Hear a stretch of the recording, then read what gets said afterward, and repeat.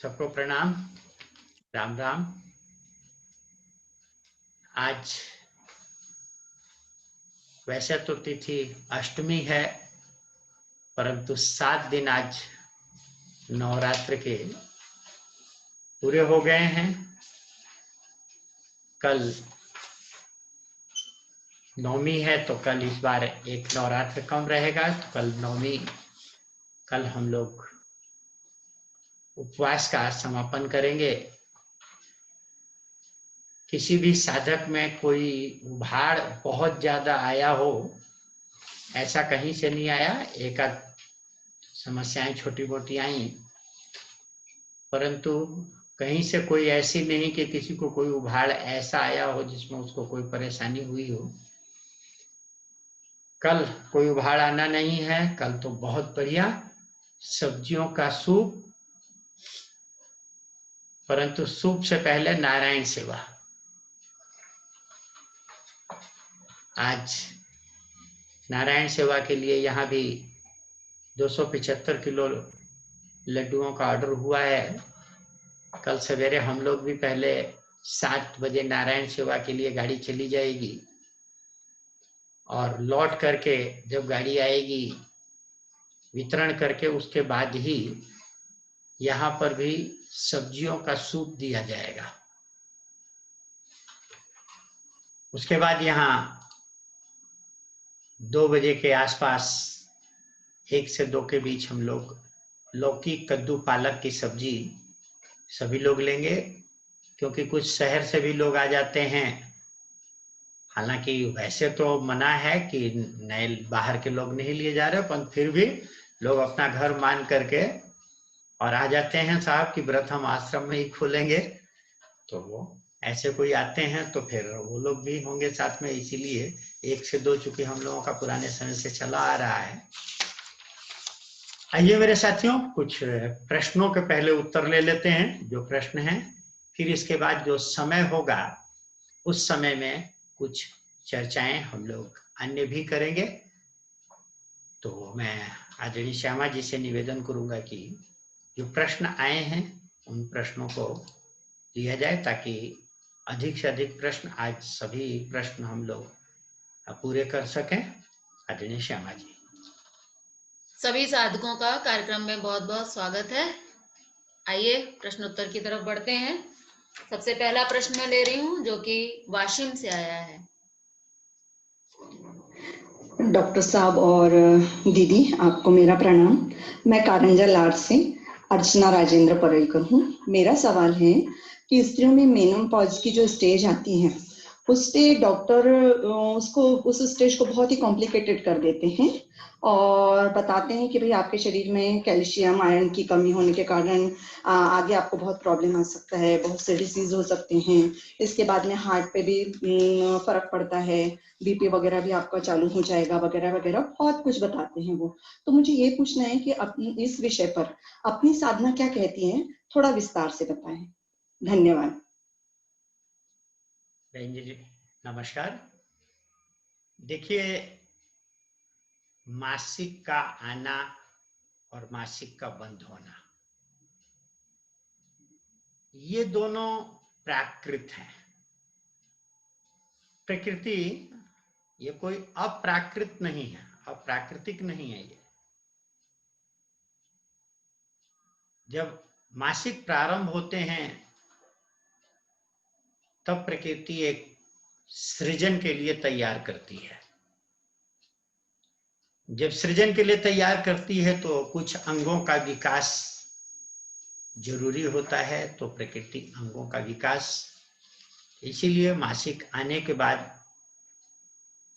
बहनों में, माताओं में कुछ अंगों का विकास तेजी से होना प्रारंभ होता है, क्योंकि सृजन के लिए तैयार किया जा रहा होता है। परंतु मासिक का बंद होना, जिसे मोनोपोज हम लोग कह देते हैं, तो अब प्रकृति सृजन को खत्म कर रही है, अंडों का बनना धीरे धीरे बंद कर रही है। तो ये कोई अप्राकृतिक अवस्था नहीं है। स्वाभाविक है कि जैसे जैसे मोनोपोज आने लग जाता है, मोनोपोज की अवस्था आती है, तो उम्र भी 45-50 के आसपास पहुंच चुकी होती है। बच्चे भी बड़े हो चुके होते हैं। धीरे धीरे पति की भी स्थिति ये होती है कि धीरे धीरे उनकी भी अपनी अलग दुनिया होने लग जाती है। महिलाओं में भी धीरे धीरे एक मानसिक परिवर्तन आने लग जाता है। उसके साथ बच्चे अपनी दुनिया में बड़े हो गए होते हैं, व्यस्त हो जाते हैं। तो बहनें अपने में, महिला अपने में एक अलग महसूस करने लग जाती है,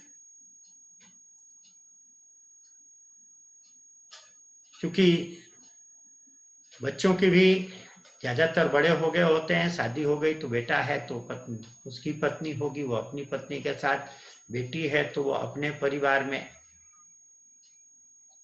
तो महिला अपने को बड़ा असुरक्षित महसूस करती है, मानसिक रूप से बड़ा अकेलापन महसूस करती है। स्वाभाविक है। तो इसमें बॉडी में उसे लगता है कि बड़ी अजीब स्थिति उसकी मानसिक हो जाती है। तो ऐसे में आवश्यक है कि वो थोड़ा ध्यान को बढ़ाएं, सेवा को बढ़ाएं, अपने क्षेत्र को विकसित करें। आप देखेंगे कि जो एक असुरक्षा की भावना है वो खत्म होगी। तो जो महिलाओं में चिड़चिड़ापन है, एक छोटी छोटी बातों में मानसिक स्थिति का, या कभी कभी रोने की इच्छा है, या क्रोध बढ़ जाना है, ये तो स्वाभाविक है कि इसमें परिवर्तन हो रहा होता है। तो मानसिक स्थिति में भी महिलाओं को अपना चाहिए कि सामाजिक दायरा बढ़ाएं, सेवा का क्षेत्र बढ़ाएं और ध्यान को बढ़ाएं। बाकी शारीरिक परिवर्तन के लिए कहें तो इसमें कोई शारीरिक परिवर्तन नहीं आता है, क्योंकि भोजन का पाचन ठीक है, धूप में बैठ रहे हैं, पेट साफ है, बढ़िया, आपका खाना पीना अगर बढ़िया चल रहा है, तो ऐसे क्या हो गया कि अब आपके बॉडी में विटामिन और मिनरल्स की डिफिशियंसी आ जाएगी, आपका बीपी हाई हो जाएगा। माना कि आपके मासिक आ रहे थे तो रक्त का शोधन एक प्राकृतिक अवस्था थी, परंतु अब रक्त में दोष बढ़ने लग जाएगा। ऐसा क्यों हो जाएगा? इसीलिए रक्त में दोष नहीं बढ़ेगा तो बीपीआई क्यों होगा? हाँ, आपको तनाव बढ़ेगा तो स्वाभाविक है बीपीआई भी हो सकता है, डायबिटीज भी हो सकती है, अन्य कोई भी आ सकती है। मैंने पहले कहा कि मानसिक स्थिति में परिवर्तन आता है, क्योंकि अब इनकी सेक्स के प्रति रुचि कम होने लग जाती है। प्रकृति ने एक अपवाद स्वरूप किसी का हो तो बात दूसरी है, नहीं तो ये जनरल है कि अब मासिक बंद हो रहा है तो सीधी प्रति है कि सेक्स के प्रति रुचि कम हो गई। तो धीरे धीरे मानसिक स्थिति में परिवर्तन आता है, शारीरिक अवस्था में परिवर्तन नहीं आता है कोई, केवल मासिक बंद होता है। तो चाहिए कि सामाजिक दायरा बढ़ाइए, सेवा का दायरा बढ़ाइए, ध्यान को बढ़ाइए।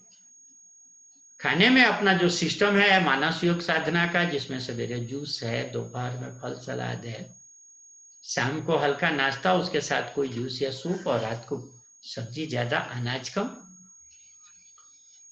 आप देखेंगे कि बिल्कुल कोई समस्या नहीं आनी है, किसी महिला में कोई समस्या नहीं आनी है। हम लोगों के यहाँ किसी बहन में कोई समस्या नहीं देखने को मिलती है, न शारीरिक न मानसिक। क्योंकि उनको इतनी फुर्सत ही नहीं कि सोचा जाए।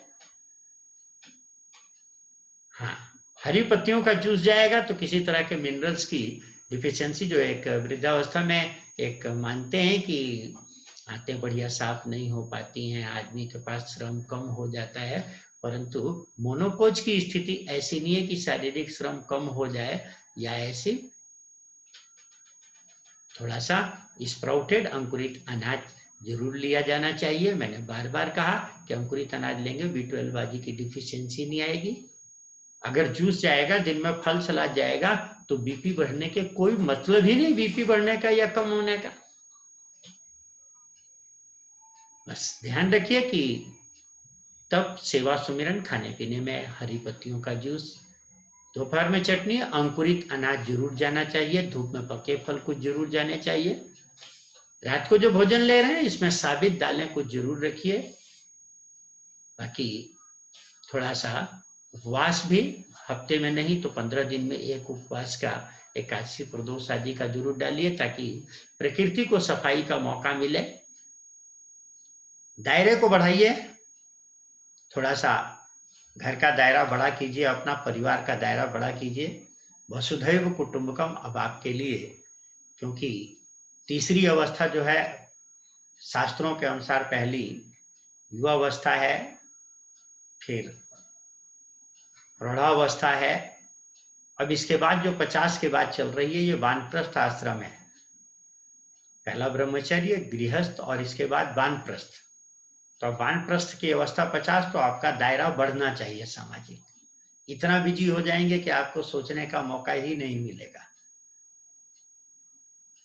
आपके धन भोजन वस्त्र से सभी चीजों से सेवा होनी चाहिए। ध्यान रखिएगा, कल मैंने 5 चीजों से सेवा कही थी, धन भोजन वस्त्र समय और योग्यता, 5 चीजें हैं, 5 से सेवा होनी चाहिए।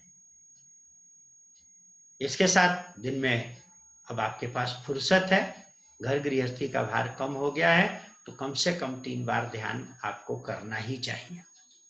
कहीं कोई समस्या नहीं आएगी, किसी में नहीं आती है। ये डॉक्टरी में एक डॉक्टरों का एक मानना है, चूंकि अब महिलाएं नहीं दे पाती हैं, अपने दायरे को बढ़ा नहीं पाती हैं, घर में तनाव बढ़ता है, स्वाभाविक है, काम कम होने लग जाता है धीरे धीरे घर का काम, तो स्वाभाविक है कि भोजन आदि का पाचन कम होता है, क्योंकि बहू आ जाती है तो वो घर का काम संभाल लेती है। तो अगर थोड़ा सा ध्यान रखेंगे तो कोई समस्या नहीं आएगी बहन। धन्यवाद। अगला सवाल है बड़ौदा से नीलाबेन पोपट का। इनके 2 सवाल हैं, ऑडियो चलाती हूँ मैं बड़ौदा से नीला पोपट हूँ। मेरी एज 48 है।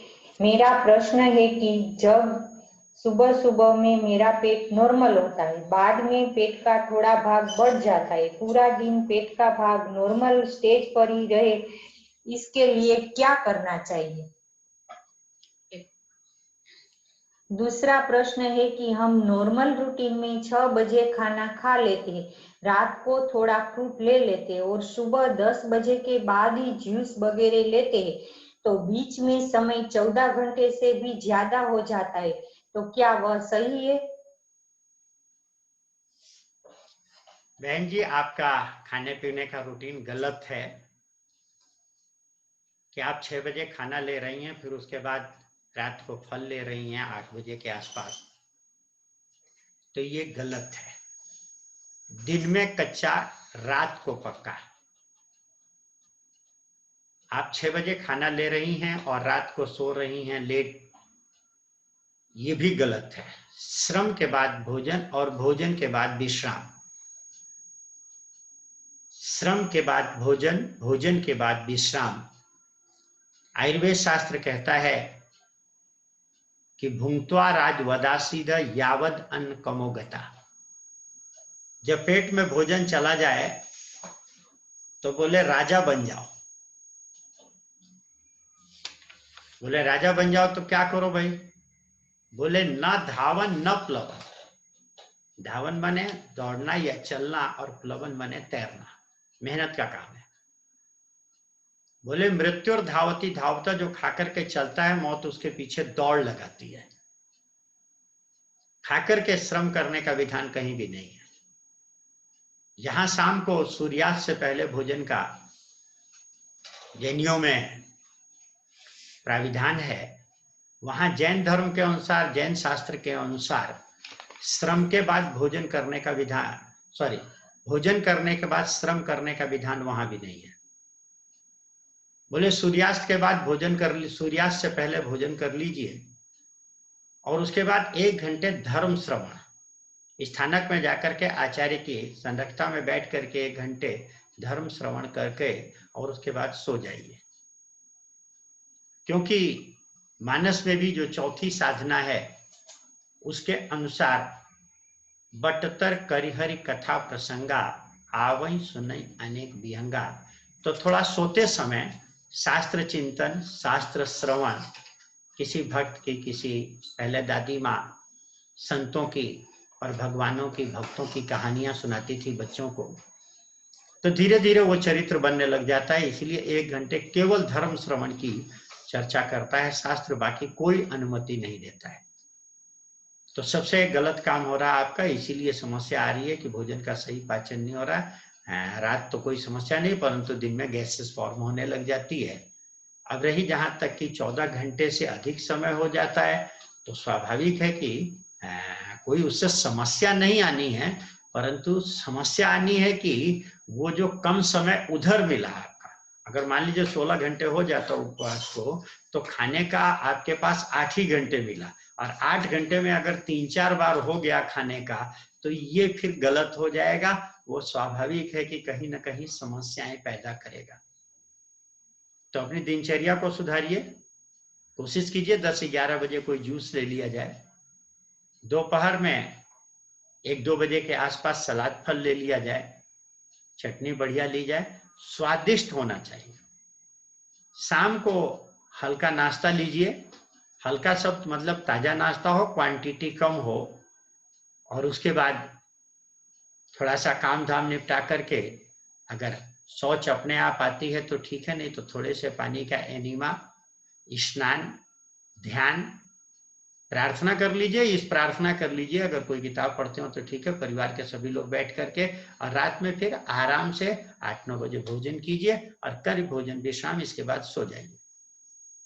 आप देखेंगे कि आप कुछ दिनों में आपकी समस्या पेट फूलना आदि भी खत्म हो जाएगा, पेट बहुत बढ़िया साफ होगा, और आप देखेंगे कि ये 14 घंटे का जो गैप है ये कंप्लीट हो जाएगा। मान लीजिए 8-9 बजे आपने भोजन ले लिया, तो स्वाभाविक है कि 10-11 बजे के आसपास आप जूस लेंगी, 14 घंटे पूरा हो जाएगा। धन्यवाद। अगला प्रश्न।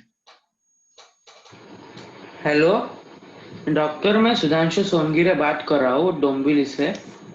मेरी उम्र 15 साल है और मुझे ये तकलीफ है कि मुझे सांस लेने के लिए बहुत तकलीफ होती है। वो यूजुअली रात को ज्यादातर होती है, तो आप बताइए कि इसका उपाय क्या है।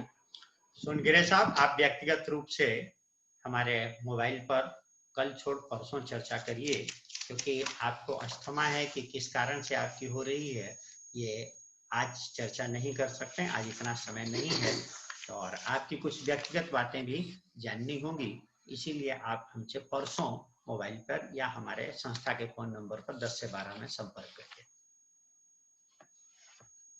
आइए अगला सवाल लेते हैं। अगला सवाल है रविंद्र कुलकर्णी जी का, औरंगाबाद से। 56 साल इनकी उम्र है और ये जानना चाहते हैं कि वेरिकोज वेन्स की समस्या किस कारण से आती है, और रेटिना की समस्या भी आजकल काफी आम है, तो ये क्यों होती है और तप सेवा सुमिरन में इसका क्या कोई समाधान है? देखिए, जहां तक वेरिकोज वेन है, स्वाभाविक है कि हाइट में होती है तो आर्टरीज ब्लॉकेज कह देते हैं, और पैर में यही समस्या आ जाए तो वेरिकोज वेन कह देते हैं। वहां भी ब्लॉकेज होती है, नसें जो हैं ब्लॉक कर जाती हैं, उसमें कचरा स्वाभाविक है, सामान्य भाषा में कहेंगे तो कचरे की रुकावट है। और बहुत से लोगों को वेरिकोज वेन की समस्या नहीं मालूम है, तो मैं बता दूं कि आप लोग देखेंगे कि पैरों में जांग से नीचे, किसी किसी की जांग में भी आती है, नहीं तो नीचे पैरों से घुटने से लेकर के और नीचे तक का ज्यादातर होता है। इसमें ब्लू कलर की या ब्लैक कलर की नसें फूल जाती हैं, गांठें भी पड़ जाती हैं, और व्यक्ति खड़ा होता है, चलता है ज्यादा, तो वो फूल जाएगा और इतना भयंकर दर्द होता है कि उसे लगता है कि अब नस फट जाएगी। तो ये वेरिकोज वेन कहलाती है, स्वाभाविक है, रक्त दोष के कारण होती है।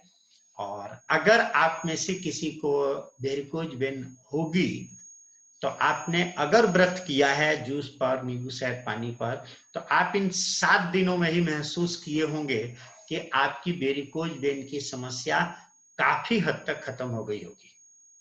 जिन लोगों को भी वेरिकोज वेन रही होगी वो महसूस करेंगे कि इन 7 दिनों में काफी हद तक जूस या उपवास जब करते हैं तो शरीर बहुत तेजी से सफाई करता है और हर तरह की ब्लॉकेज को खोलने में समर्थ होता है, वेरिकोज वेन की तो खासकर। तो ये रक्त का दोष है सामान्य। अगर आप साधना में चल रहे हैं, सवेरे जूस, दोपहर में फल सलाद, शाम को नाश्ता, रात को खाना, तो ये समस्या बहुत कम आने के चांस रहेंगे। और अगर आई है तो हम लोगों के 75-75 साल के बुजुर्गों की ये समस्या खाली इस रूटीन पर, खाने पीने का थोड़ा शाम को पेट साफ होना जरूरी है, ना हो तो एनिमा ले लें, हफ्ते 15 दिन में 1 दिन बमन कर लें, थोड़ा पैरों की एक्सरसाइज, पैरों की हल्की मालिश कर ले तो बहुत बढ़िया। और पैरों की एक्सरसाइज, पैर पंजे को आगे पीछे गोल घुमाना, घुटने के नीचे तकिया रख करके थोड़ा घुटने को दबाना ताकि पंजा उठे, थोड़ा जांघों को चलाने का, चाहे साइकिलिंग चाहे कुछ भी करें, लेटे लेटे बैठे बैठे आप देखेंगे कि थोड़ी एक्सरसाइज देंगे तो इसके बाद आप खाने पीने का सिस्टम तो अपने आप ये खुलने लग जाएगी। विशेष रूप से फिर भी हरी पत्तियों का जूस एक टाइम, और एक टाइम 2 करेला, 2 टमाटर, 1 खीरा ककड़ी, आप ये जूस 21 दिन भी पी डालिए तो आप 21 दिन नहीं, पैरों में चमत्कारिक असर देखेंगे।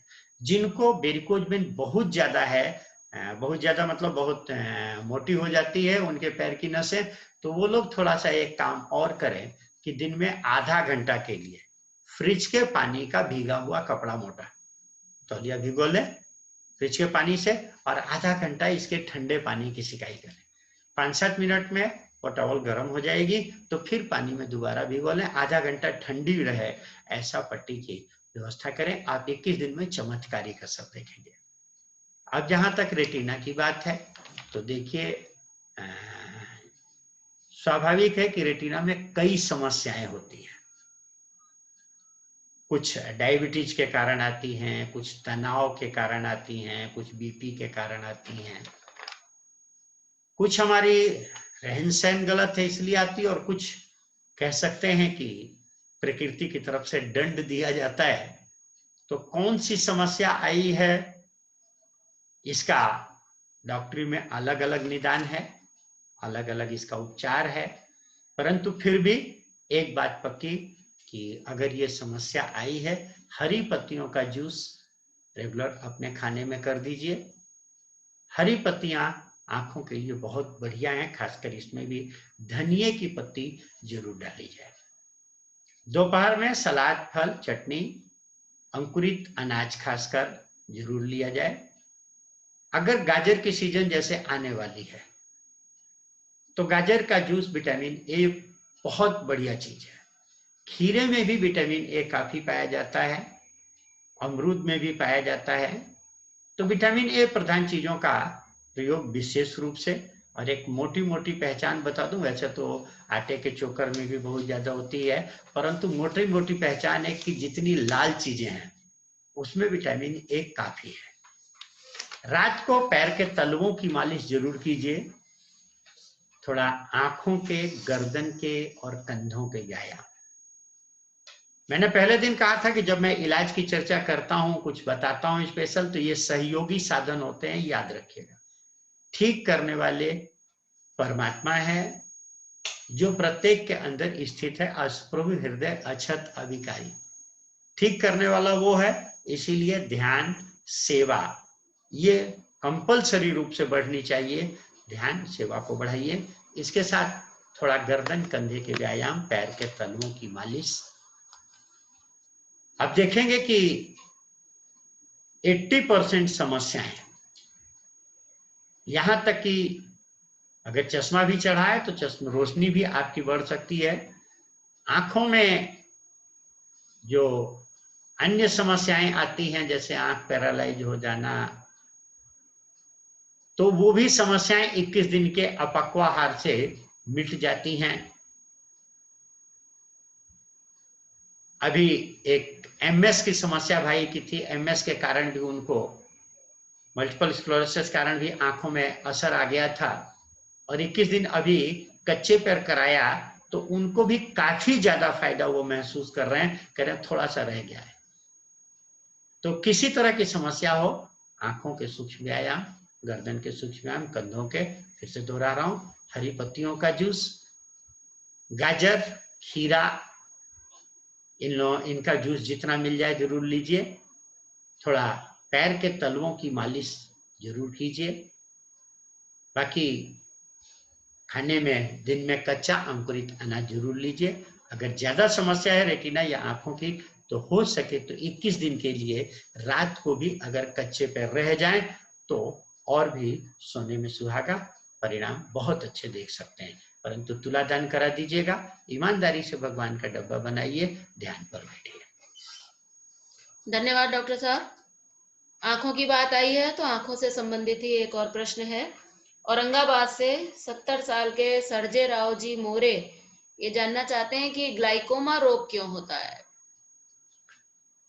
स्वाभाविक है, रक्त का दबाव जब बढ़ता है तो ग्लूकोमा की शिकायत आती है। ये आंखों में रक्त का दबाव बढ़ता है। रक्त का दबाव कहीं भी बढ़े, चाहे वो हार्ट में बढ़े, चाहे आंखों में बढ़े, चाहे कहीं भी अगर रक्त का दबाव बढ़ता है तो याद रखिएगा कहीं ना कहीं निश्चित है कि कहीं ना कहीं ब्लॉकेज आ रही है।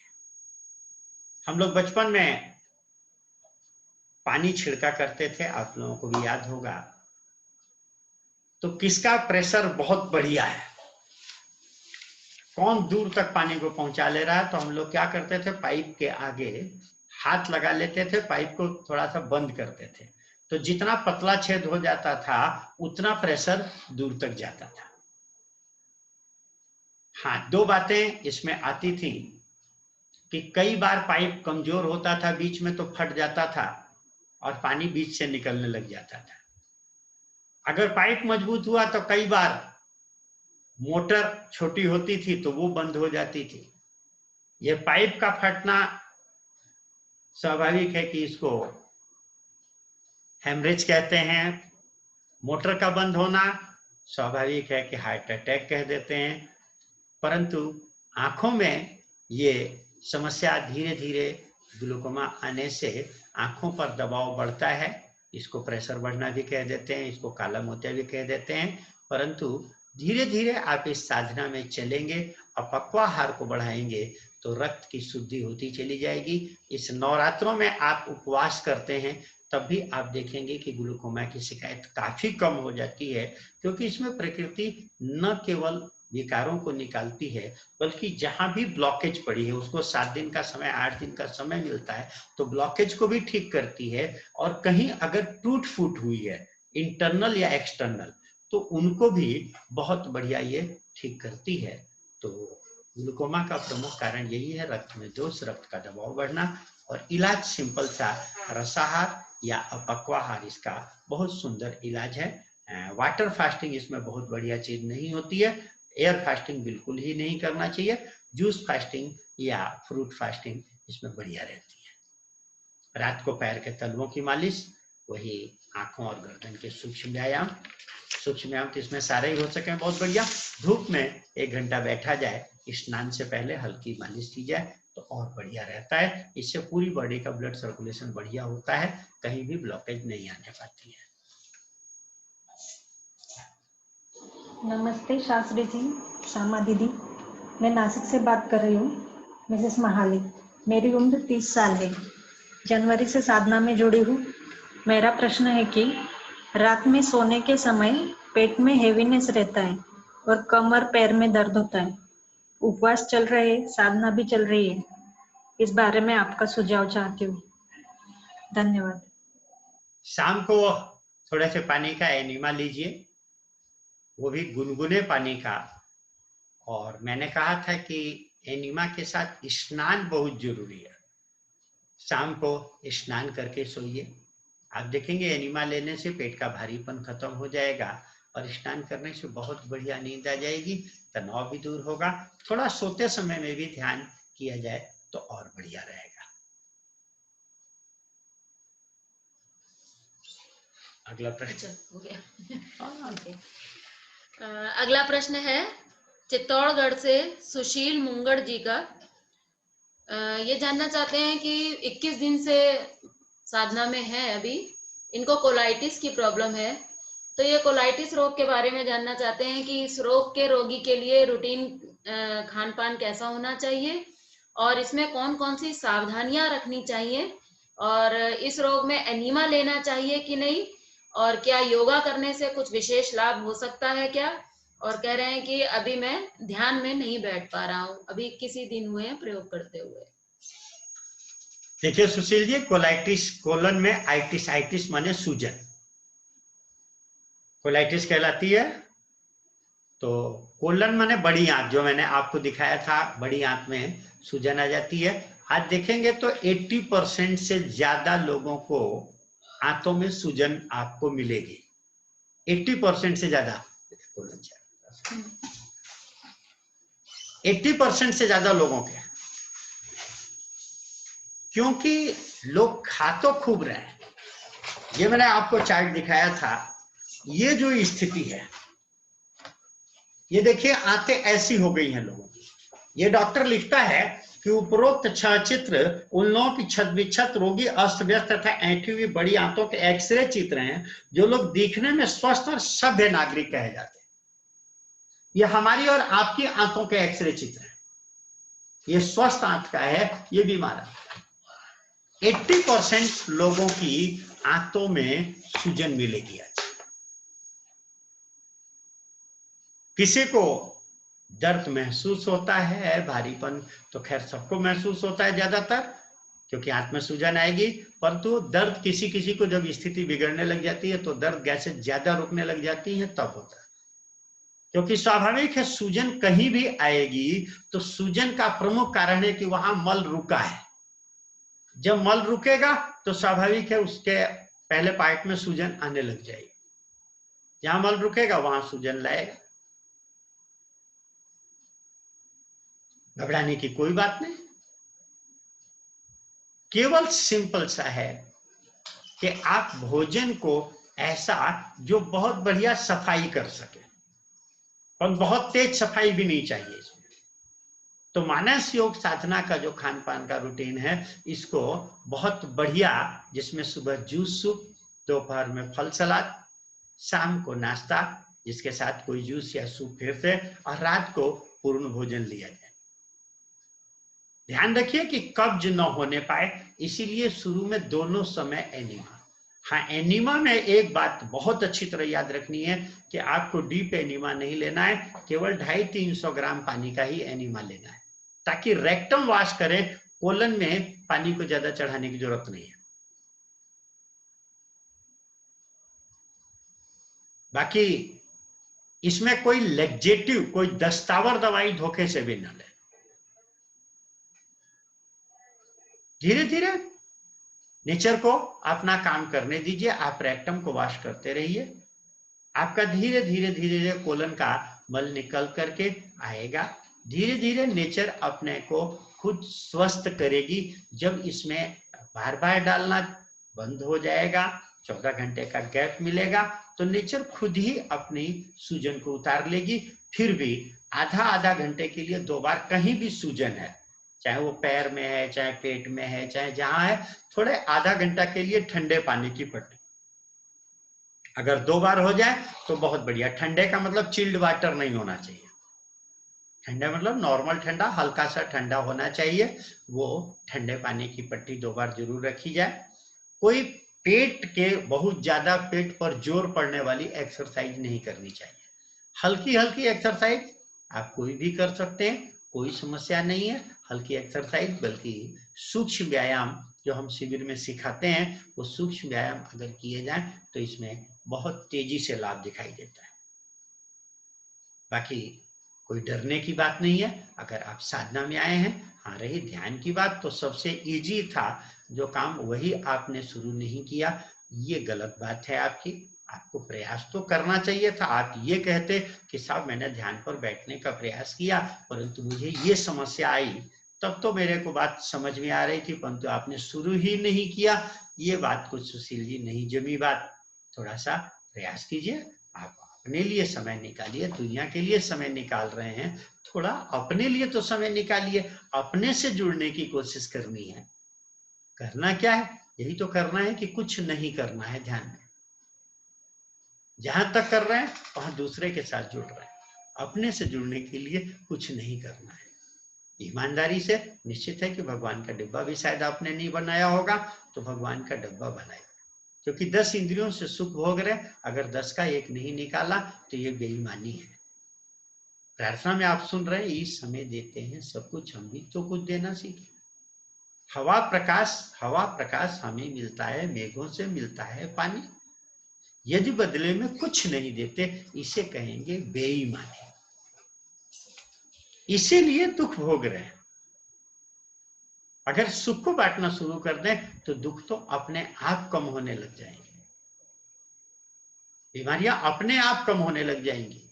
आप प्रयोग करके देखिए, तीनों साधनाएं करेंगे, आपके जीवन में चमत्कारिक असर आएगा। धन्यवाद। अगला सवाल है जिसमें अपना नाम और स्थान नहीं लिखा है।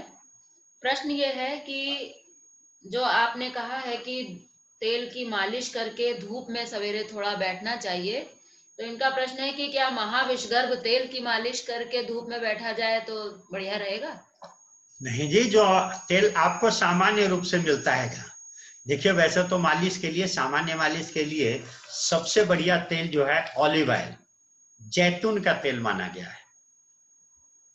दूसरे नंबर पर तिल का तेल माना गया है,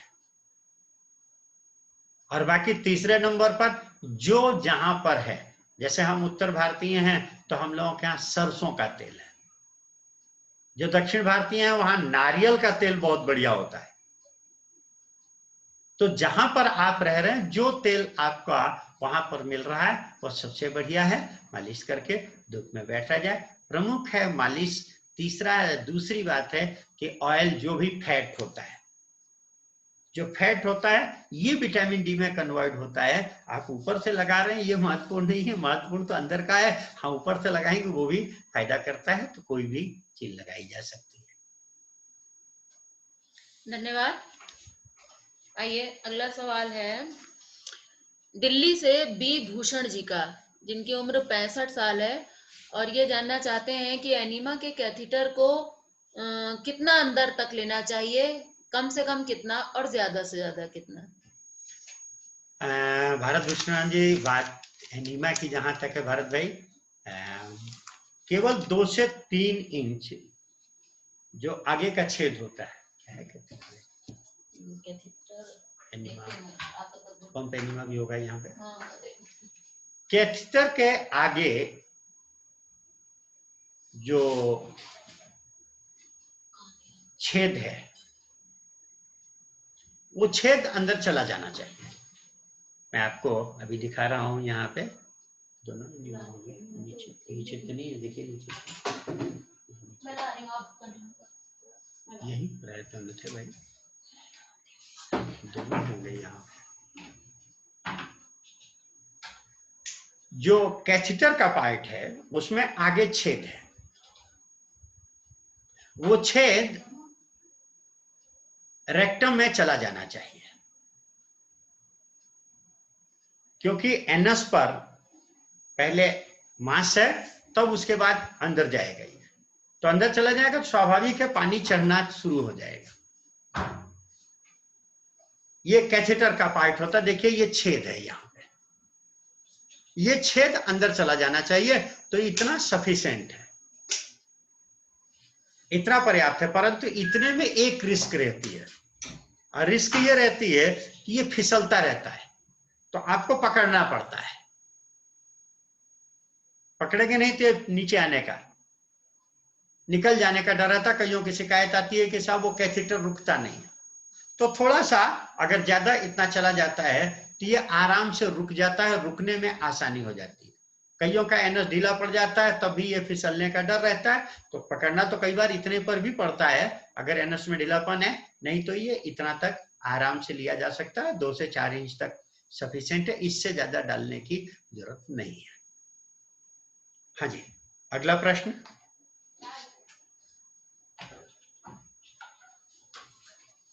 अगला सवाल है दिल्ली से शैल गर्ग जी का, मैं पढ़ रही हूँ।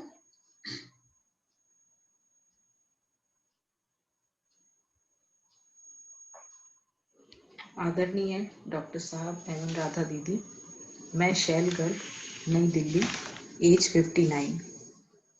डॉक्टर साहब, मुझे बहुत ज़्यादा एसिडिटी हो रही है और आज जबकि 7वां दिन है और आपने बताया हुआ है कि 6 दिन तक कुंजल करना चाहिए, लेकिन आज भी इतनी ज़्यादा एसिडिटी थी कि 2 बार कुंजल करना पड़ा और कुछ भी खाने का मन नहीं कर रहा। इवन पत्ती का जूस, नींबू पानी, कुछ भी लेने का मन नहीं हो रहा।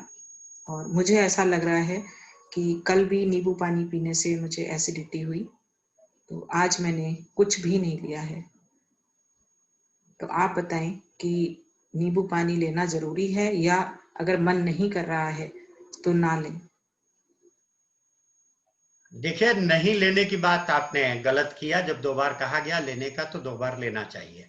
तीसरा, आपके दिमाग में भ्रम है कि नींबू पानी से, नींबू शहद पानी से एसिडिटी हो जाती है, तो ये भी आपका भ्रम है कि नींबू शहद पानी से एसिडिटी हो जाती है। निश्चित है कि आपके कहीं ना कहीं तनाव चल रहा है, क्योंकि तनाव भी एसिडिटी का बहुत बड़ा कारण होता है।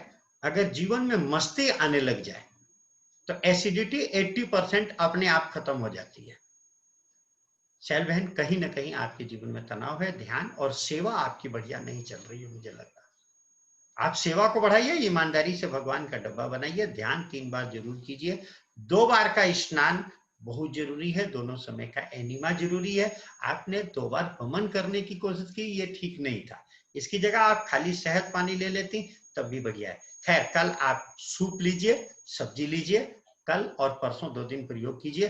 फिर भी रह जाए अगर एसिडिटी की समस्या, जैसा मैंने रूटीन बताया, व्रत खोलने का 2 दिन प्रयोग कर लीजिए और तब हमसे एकादशी के बाद द्वादशी की सुबह को हमसे बात कीजिए। आपसे तब मैं बात करता हूं कि एसिडिटी और कौन कौन सी समस्याएं हैं, जिसका समाधान, कहाँ गलती हो रही है, उस गलती को देख करके हम आपको आगे गाइड करेंगे। धन्यवाद।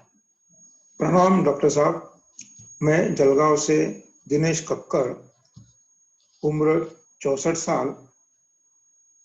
डॉक्टर साहब, हम तब किस साधना में सवेरे 10-11 बजे हरी पत्तियों का जूस, दोपहर में फल, सलाद, चटनी, शाम को कुछ हल्का नाश्ता और रात में एक वक्त पूर्ण भोजन जिसमें दाल, चावल, सब्जी, रोटी, ऐसा हम बताते हैं, जिससे हमें सभी को बहुत ही अच्छा लाभ होता है।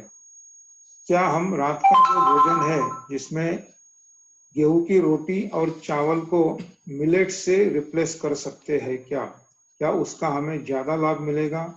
क्योंकि आजकल मिलेट्स के बारे में बहुत कुछ बताया जा रहा है। कुछ दिन पहले मैंने अपने प्रधानमंत्री श्री नरेंद्र मोदी जी को भी एक कहीं रैली में सुना था, वो मिलेट के बारे में वो भी कुछ बता रहे थे। कृपया इस विषय में हमें मार्गदर्शन कीजिए।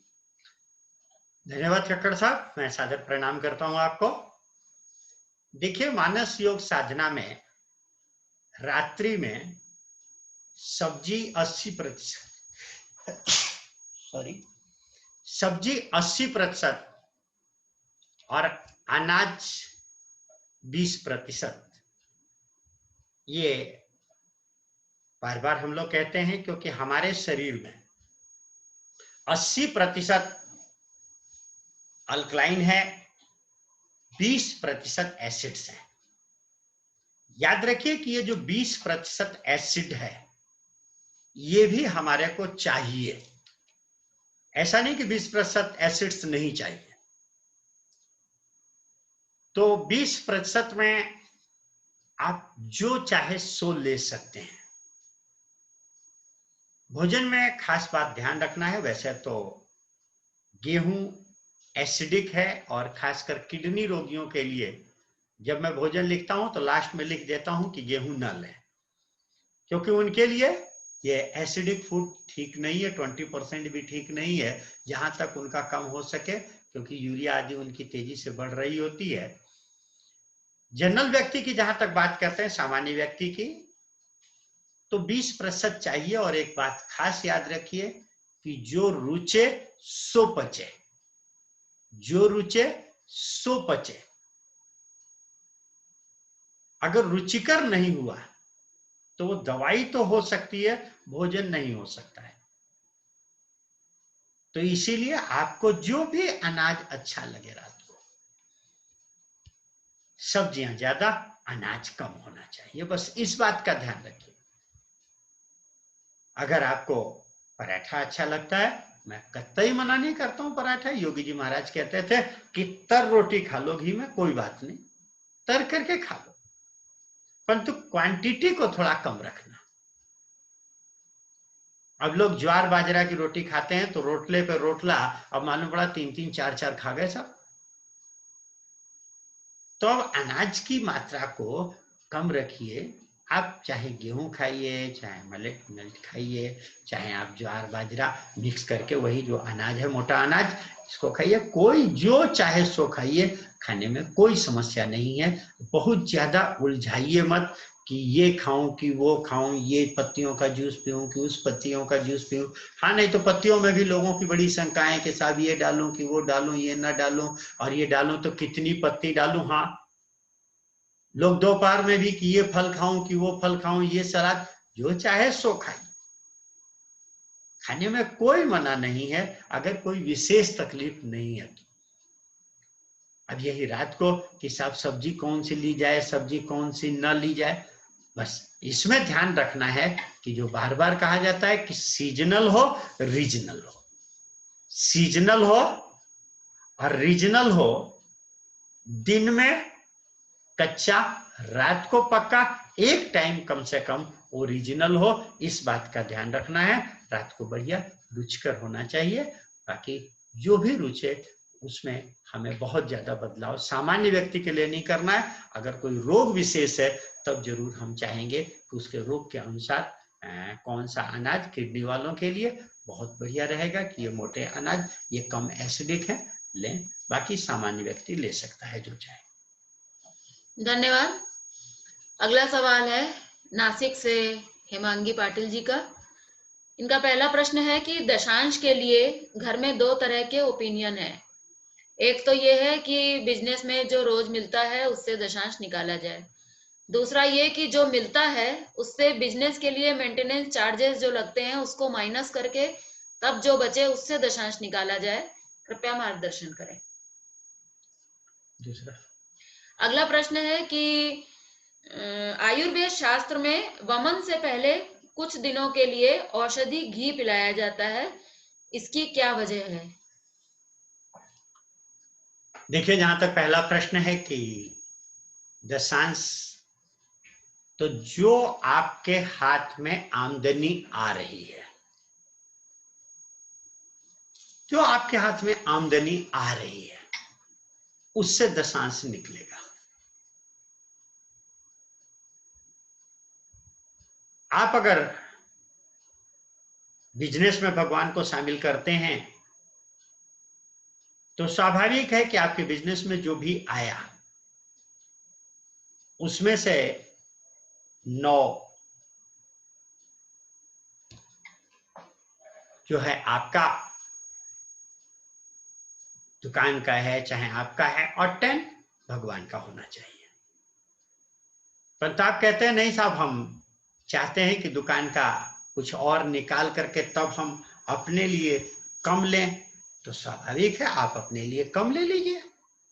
अगर मान लीजिए कि आपके पास 100 रुपए आज दुकान में आए, आप कहते हैं नहीं साहब हम तो इसमें से 50 ही लेंगे, 50 तो दुकान के लिए खर्चे के लिए हम रखेंगे, खर्चे के लिए ये दुकान का। अब दुकान में आप शामिल नहीं कर रहे, इसका मतलब आप बिजनेस में शामिल नहीं कर रहे। बिजनेस में शामिल करते तो 100 रुपए आए आज बिजनेस में, तो आप 100 रुपए में से 10 निकाल करके और 90 का उपयोग करते आप, चाहे वो दुकान का खर्चा होता है चाहे घर के लिए लगाते आप। दुकान में माल बढ़ाने के लिए लगाते, चाहे घर में।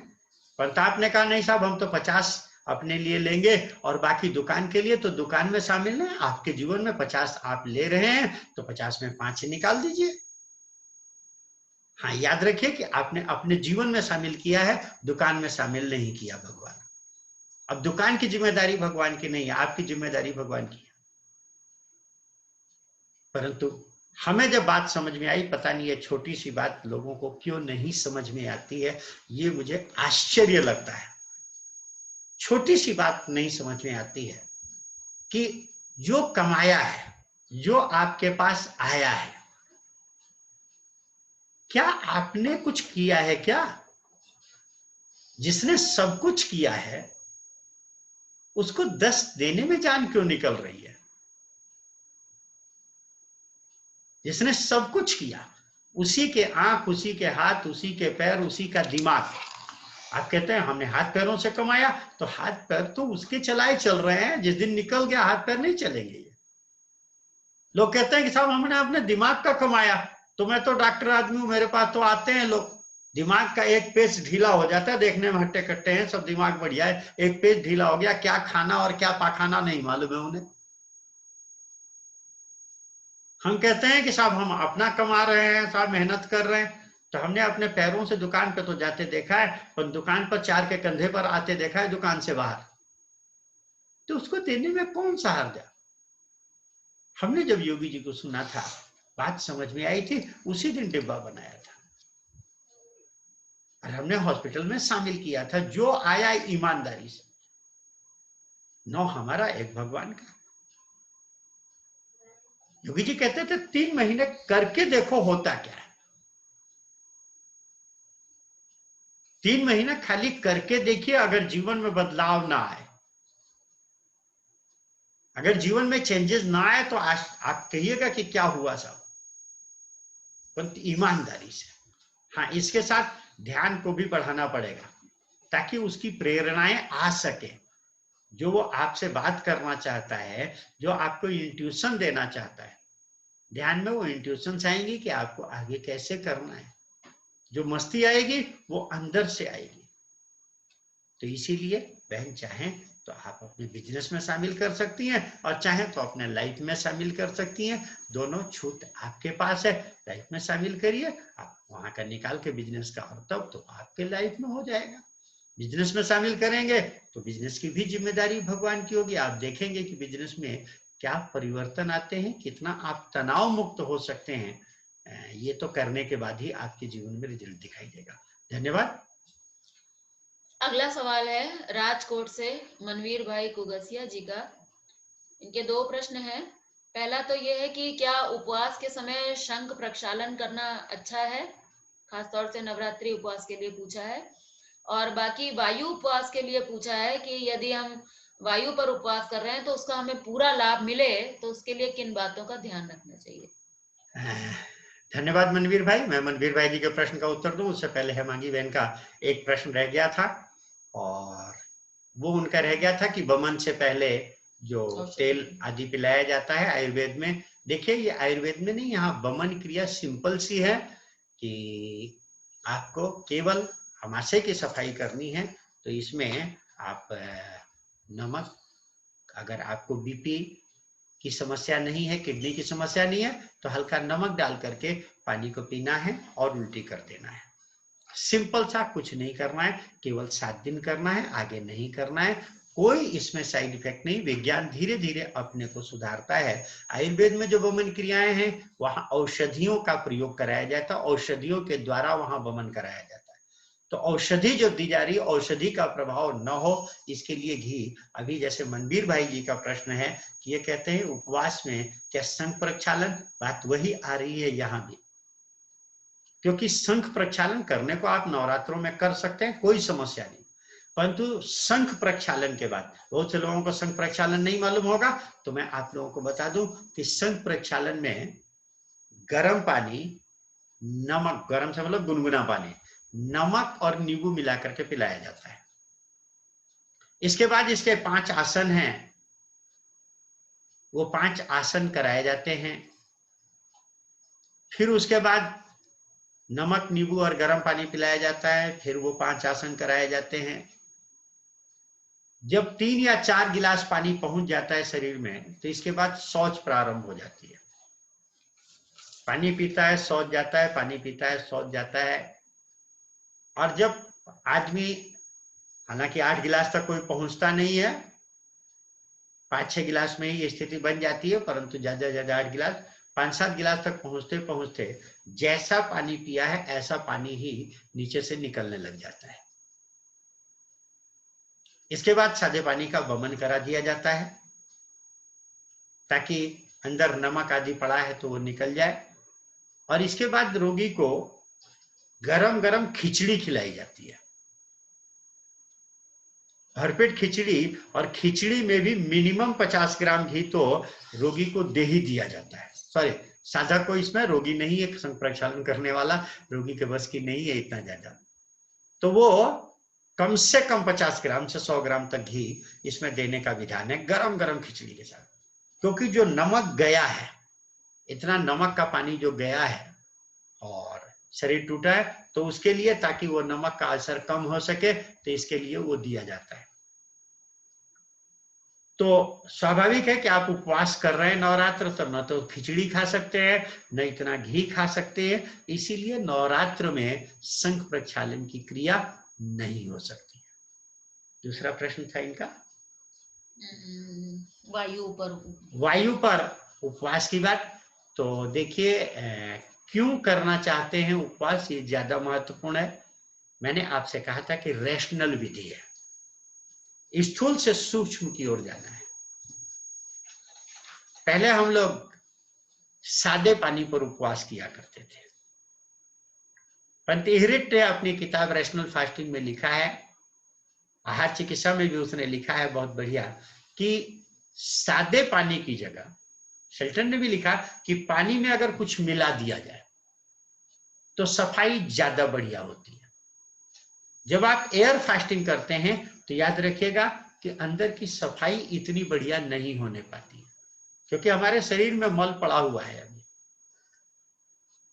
मनु महाराज ने एयर फास्टिंग की तो वहां लिखा है कि संबत सहज मूल फल खाए, साग खाए 7 वर्ष का, सॉरी, करई आहार शाक फलकंदा, सुमिरई ब्रह्म सच्चिदानंदा, पुनि हरि हेतु करन तप लागे, वारी आधार मूल फल त्यागे, एहि विधि बीते वर्ष सहस वारी आधार, संबत 7 सहस्रपन रहे समीर आधार। तो इतनी लंबी अवधि के बाद फिर वो समीर बने हवा पर रहे। माता पार्वती की साधना में ऐसा ही लिखा है कि संबत सहस मूल फल खाए, साग खाए 7 वर्ष कमाए, कछु दिन भोजन वार, तब लिखा है बतासा माने हवा पर आए। तो ये रैशनल, आप इधर से इधर चल रहे हैं तो जा सकते हैं, परंतु याद रखिएगा कि जैसा कि मैंने कल भी कहा था कि इस वातावरण में ज्यादा हवा पर रहना संभव नहीं होता है, क्योंकि इतनी बढ़िया ऑक्सीजन नहीं है। इन लोगों ने तब किया तो या तो जंगल में चले गए थे या पहाड़ों पे चले गए थे, वहां ऑक्सीजन बहुत बढ़िया मिल जाती है। यहाँ दूसरा, मन इतना शांत नहीं है। सुबह से शाम तक आप झिकझिक कर रहे हैं, कहीं ना कहीं तनाव पाल रहे हैं, बिजनेस की बातें हो रही हैं कहीं ना कहीं, तो वहां भी उस स्थिति में भी एयर फास्टिंग ज्यादा ठीक नहीं। ठीक है, आप प्रयोग करके देखना चाहें कि भोजन शक्ति नहीं देता, कोई समस्या आती है कि नहीं, तो 1 दिन 2 दिन 3 दिन कर सकते हैं, पर बहुत ज्यादा लंबा एयर फास्टिंग की मैं परमिशन नहीं देता हूं किसी को, क्योंकि यहाँ से निकलिए, तनाव मुक्त होइए, खुली हवा, जंगल में चले जाइए और तब आप एयर फास्टिंग करिए। नहीं तो जनरल में वाटर फास्टिंग काफी है, और उसमें भी कुछ मिला दिया जाए, कहीं मौसमी है, नींबू है, शहद है, तो ज्यादा बढ़िया रहेगा। धन्यवाद। आइए, आज का लास्ट क्वेश्चन है, मैं मैसेज पढ़ रही हूँ, ये मधुलिका दधीची जी का है, केकड़ी से। जय श्री कृष्ण। केकड़ी परिवार की ओर से डॉक्टर साहब को प्रणाम। मेरा प्रश्न है कि आजकल खास तौर से महिलाओं में घुटनों की समस्या बढ़ती जा रही है, डॉक्टर ऑपरेशन के लिए बोल देते हैं, तो उसका समाधान इस तप सेवा सम्मेलन से हम किस प्रकार से करें कि इससे, इस समस्या से हमें निजात मिल जाए। लिगामेंट की प्रॉब्लम भी काफी देखी जा रही है। मधुलिका बहन,